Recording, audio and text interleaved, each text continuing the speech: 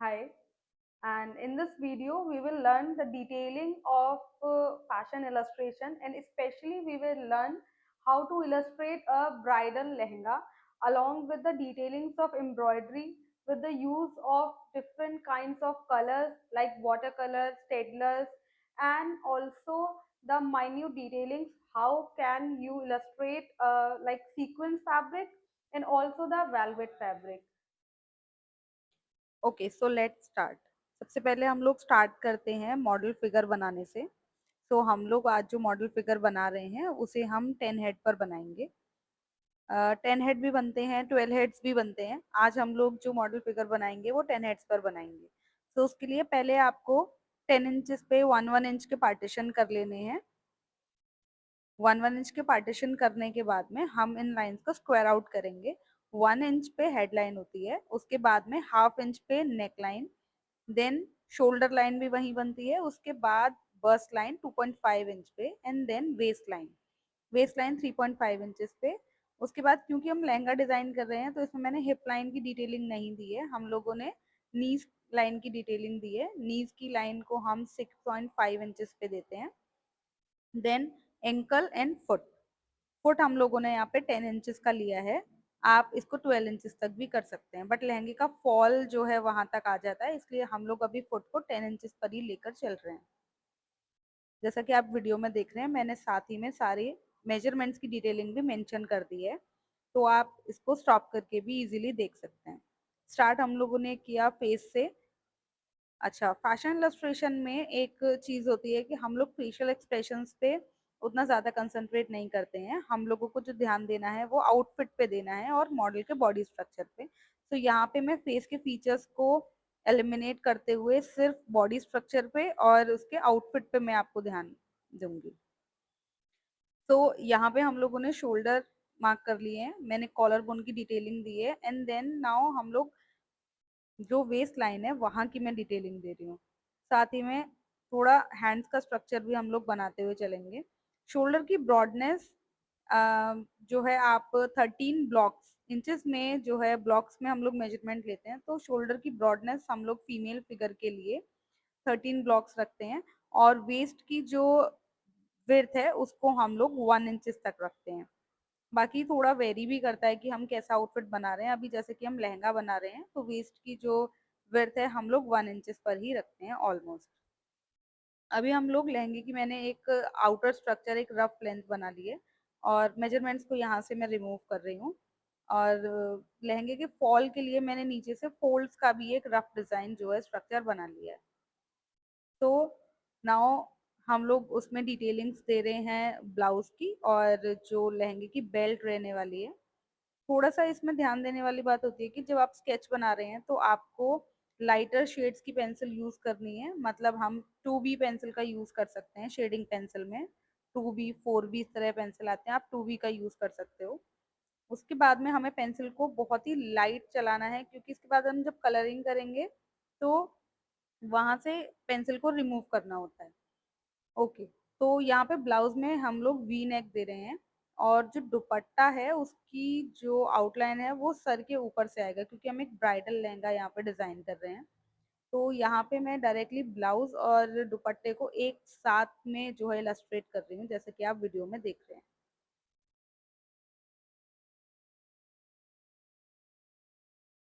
जो दुपट्टा है वो इस तरह से आएगा कि एक हैंड पर फॉल होता हुआ आएगा, और उसका कुछ एक पार्ट राइट हैंड साइड पर और कुछ एक पार्ट लेफ्ट हैंड साइड पर फॉल करेगा। फोल्ड्स कैसे बनाने हैं, दुपट्टे का फॉल कैसे बनाना है, आप वीडियो को ध्यान से देखिए, आपको सब कुछ डिटेल में समझ में आ जाएगा।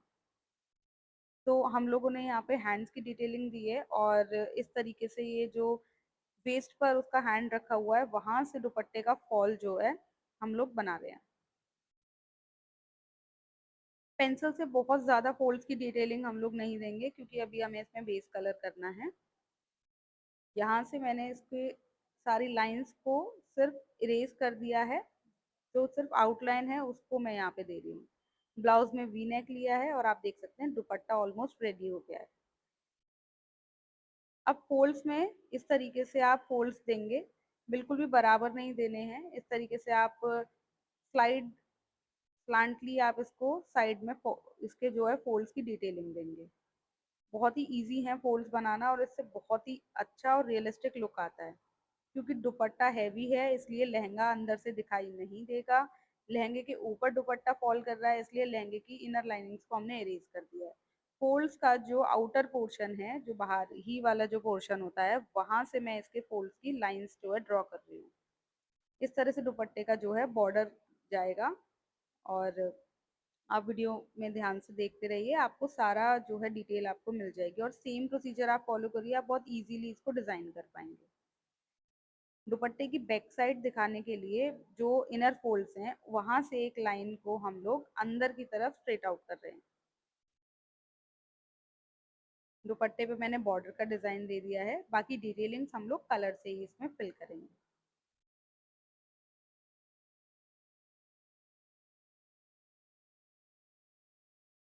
पेंसिल को आप जितना लाइट चलाएंगे उतना बेटर रहेगा। सेम मैंने लहंगे के कलियों का भी दे दिया है सारी डिटेलिंग, और इस तरीके से आप बॉटम के फोल्ड्स को यहाँ पे बहुत इजीली बना सकते हैं। जितने भी सारे हायर फोल्ड्स हैं वहां से लाइन ऊपर जाएगी, और जो इनर फोल्ड्स हैं वहां से हम एक छोटी छोटी लाइंस के साथ में इसको अंदर से ज्वाइन करेंगे, जिससे कि वो एक कंप्लीट फोल्ड, एक कंप्लीट प्लीट का जो है इल्यूजन देता है। अब हम कलरिंग करेंगे, उससे पहले जितने भी डार्क लाइंस हैं उनको पहले इरेजर से यहाँ पे क्लीन कर लेंगे, सो दैट कलर में पैचेस बिल्कुल भी ना दिखें। लहंगे को कलर करने के लिए मैंने यहाँ पे क्रिम्सन रेड कलर का यूज़ किया है, जिसको मैंने सिंपल रेड वाटर कलर लिया है और ब्लैक वाटर कलर लिया है, दोनों को मिक्स करके मैंने यहाँ पे क्रिम्सन रेड कलर जो है बनाया है। अब जब भी आप वाटर कलर करेंगे तो आपको ध्यान देना है कि डायरेक्टली कलर को पेज पे अप्लाई नहीं करना है। पहले आपको सिर्फ ब्रश में पानी लेके एक मीडियम जो है रेडी करना है, उसके बाद आप कलर लेकर उसमें फिलिंग स्टार्ट करेंगे। जितने भी सारे फोल्ड्स हैं कलरिंग करने में सिर्फ हमें इस बात का ध्यान देना है, जो भी सारे इनर फोल्ड्स हैं जो अंदर की तरफ फोल्ड आता है वहां पे डार्क डार्क कलर होगा। और जितना भी कलर हम लोग बाहर की तरफ करते हैं, जो कली हमें बाहर की तरफ दिखाई दे रही है, वहाँ हम लोग थोड़ा ज़्यादा पानी का यूज़ करके उसको कंप्लीट करेंगे। इसी तरीके से हम सारी लहंगे की कलियों को एक पहले बेस कोट दे देंगे, उसके बाद इसकी फाइनल फिनिशिंग करेंगे। मैं यहाँ पे डॉम्स के कलर का वाटर कलर का यूज़ कर रही हूँ, आप चाहें तो नॉर्मल कैमलिन के कलर या और किसी कंपनी के कलर भी यूज़ कर सकते हैं। जितने भी सारे एजेस हैं वहाँ पे हम लोग सिर्फ डार्कर पोर्शन देंगे। रीज़न ये है कि अगर हम रियल पिक्चर में इसको इमेजिन करें, रियल फिगर में इमेजिन करें, तो जो लाइट है वो जहाँ पोर्शन पे पड़ती है वो पोर्शन हमें लाइट दिखाई देता है, हल्का दिखाई देता है, और जो अंदर की तरफ होता है, जो फोल्ड में होता है फैब्रिक, वो फैब्रिक जो है डार्कर हो जाता है।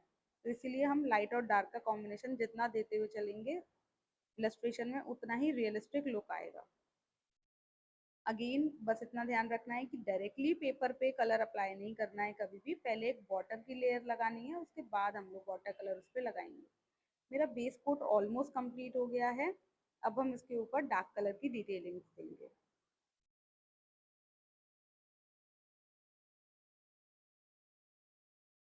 मैंने ये लहंगा मोनोक्रोमेटिक कलर टोन में रखा है, मतलब इसका जो ब्लाउज है, इसका दुपट्टा और इसका lehenga same crimson red colour में ही मैंने रखा है। बाकी कलर कॉम्बिनेशन अपने अकॉर्डिंग भी लिया जा सकता है। कलर की बेसिक टेक्निक यही है करने के लिए कि आप पहले एक बेस कोट करेंगे वाटर के साथ में मिलाते हुए, ज़्यादा वाटर देते हुए, इनर फोल्ड्स को डार्कर और आउटर फोल्ड्स को लाइटर रखेंगे, और उसके बाद में बेस कोट करने के बाद में आप उसमें डार्क कलर से डिटेलिंग देंगे। इसी प्रोसीजर को फॉलो करते हुए आप किसी भी कलर से कहीं भी, चाहे वो ब्लाउज हो, लहंगा हो या दुपट्टा हो, आप बहुत आराम से कलरिंग कर सकते हैं। अब हम लोग दुपट्टा जो है कलर कर रहे हैं। अगेन मैंने एक लाइटर कलर लिया है जिसमें पानी, कलर वही है, इसमें बस पानी की क्वांटिटी मैंने ज़्यादा कर रखी है। और लहंगे का बॉर्डर वॉर्डर सब हम लोग बनाएंगे, डिटेलिंग देंगे, बट उससे पहले हम लोग बेस कोट कर लेते हैं। बेस कोट के लिए पहले मैं जो सारी आउटलाइंस हैं उनको मैं थोड़ा सा डार्क दिखा रही हूँ, सो दैट मैं जब कलर करूँ तो वहाँ से वो सारी लाइंस अलग से ही मुझे शो हों।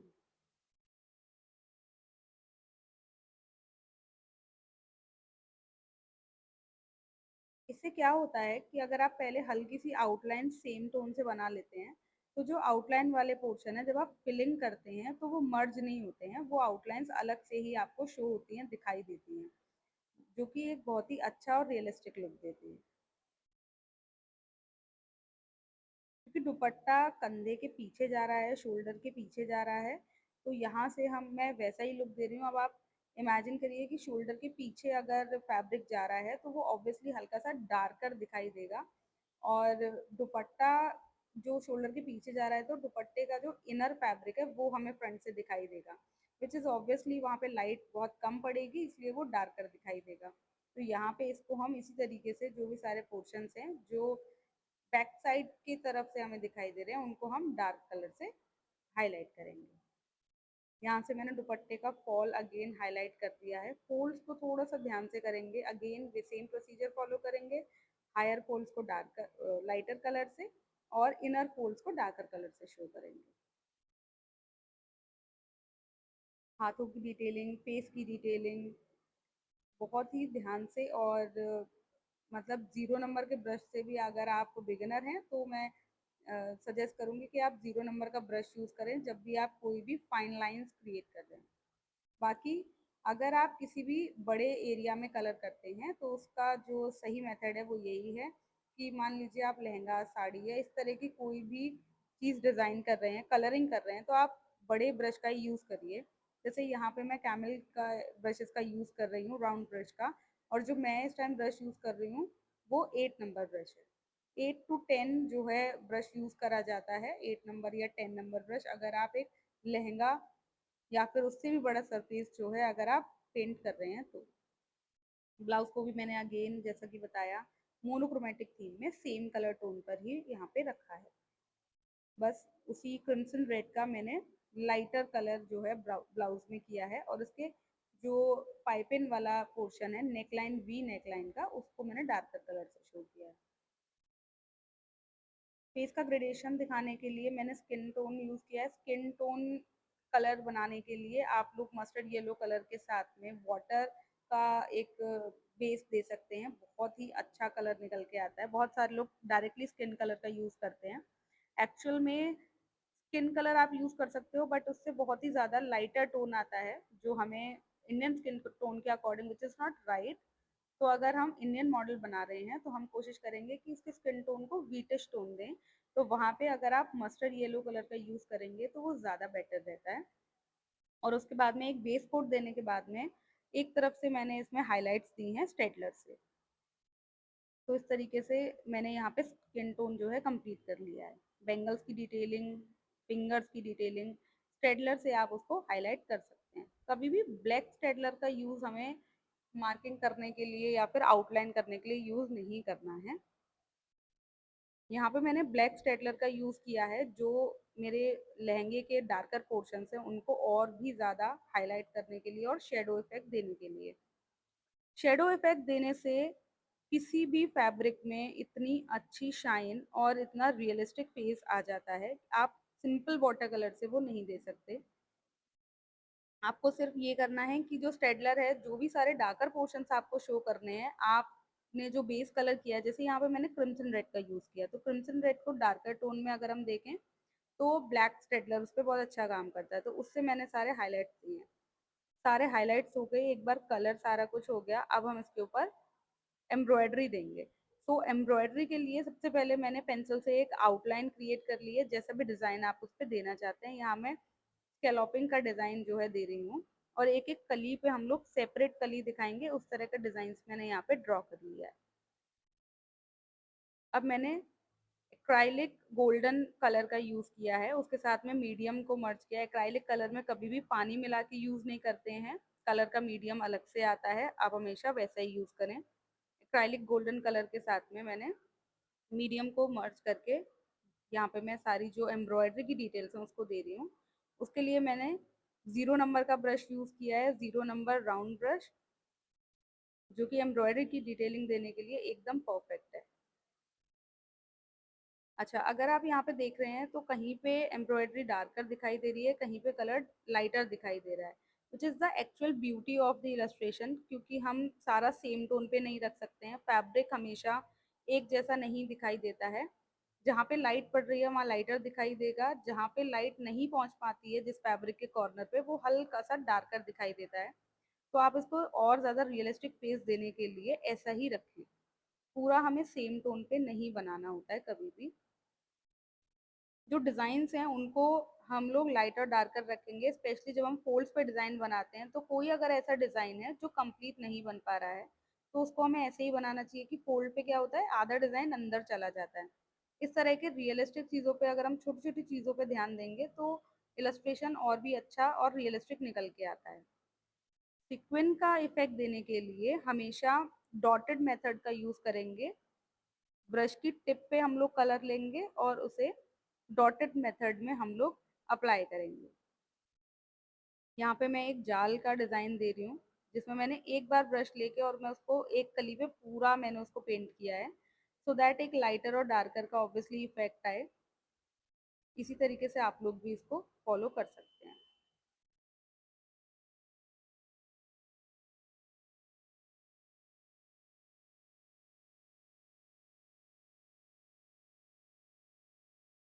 लाइंस का बनाते हुए हमें बहुत ज़्यादा नहीं, बट थोड़ा ध्यान देना है कि जहाँ पे एक लाइन ब्रेक हो रही है एक कली की, अगेन जब हम दूसरी कली में स्टार्ट कर रहे हैं तो थोड़ा सा ऊपर नीचे से स्टार्ट करें, एग्जैक्ट नहीं, क्योंकि अगेन फैब्रिक है तो फोल्ड्स तो आएंगे ही, और फोल्ड्स आने पर डिज़ाइन हल्का सा ऊपर नीचे होता ही है।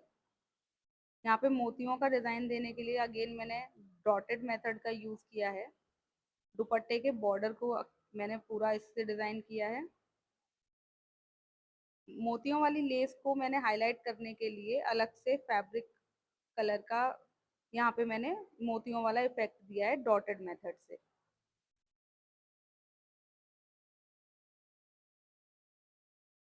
बैंगल्स में डिटेलिंग दी है पर्ल्स की, गोल्डन पर्ल्स की। बहुत इजीली आप डॉटेड मेथड से जो है वो डिटेलिंग सारी दे सकते हो।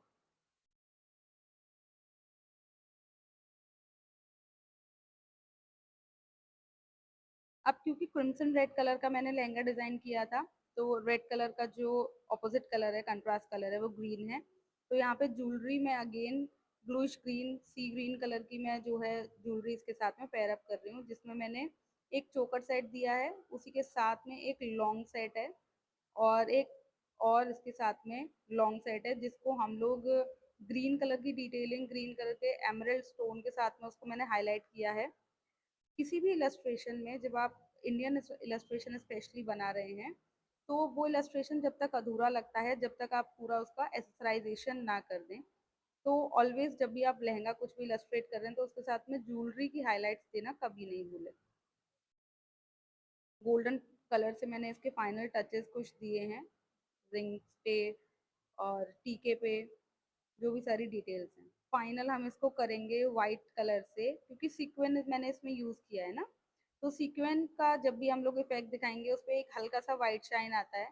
तो यहाँ एंड में इसको फाइनल टच देने के लिए मैंने वाइट कलर से 0 नंबर ब्रश से डॉटेड मेथड से सारी एम्ब्रॉयडरी को हाईलाइट किया है। फाइनली जो डार्कर पोर्शंस हैं उनको डार्कर करने के लिए अगेन सिर्फ क्रिम्सन कलर में, और कलर नहीं लेना है, पानी के साथ में उसको मर्ज करके एक थिक पेंट ब्रश लेके मैं जो सारे फोल्ड्स हैं उनको हाईलाइट्स दे रही हूँ, ताकि एक और शेडो इफेक्ट अच्छा इसमें फाइनली क्रिएट हो जाए।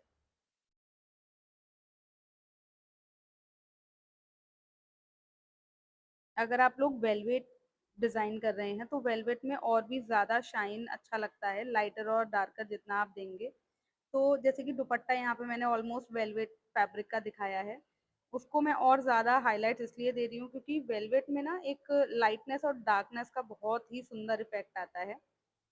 तो उसको जितना आप डार्कर शो करेंगे उसके फोल्ड्स को, वो उतना अच्छा निकल के आएगा।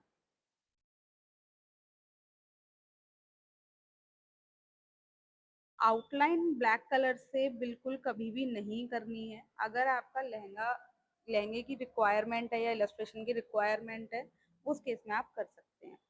तो this is the final look.